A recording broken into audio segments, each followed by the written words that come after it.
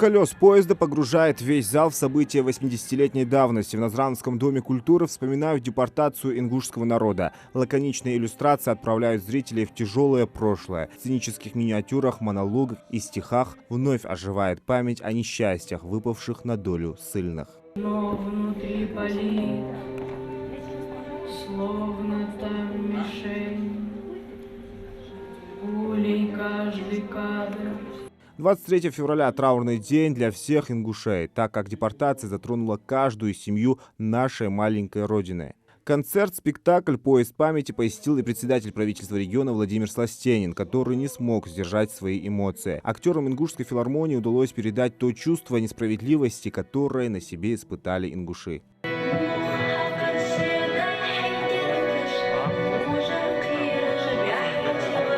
Артисты стараются передать всю гамму чувств, пережитых очевидцами тех суровых дней. От каждой такой истории у зала замирало сердце. Дело касается памяти наших предков, нашей истории, нашей культуры, нашего народа.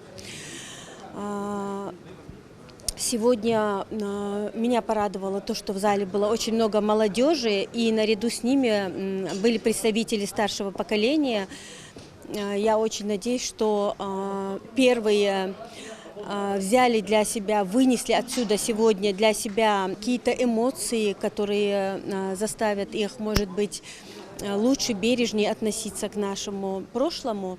Ну а старшее поколение, конечно же, их сердца трепетали, я уверена, по-особому сегодня.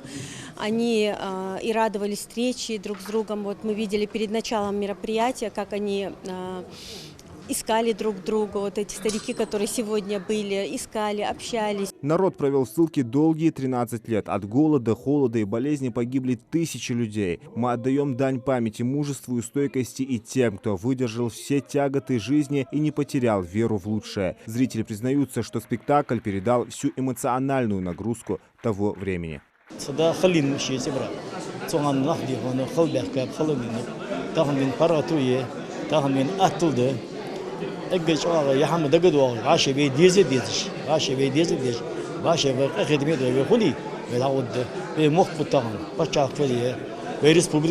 Очень было эмоционально, было еле сдержать свои слезы. Сидя там, я вспомнила даже тех, которые участвовали в этом выселении. Мне стало жалко, я думаю, я бы такое не перенесла бы.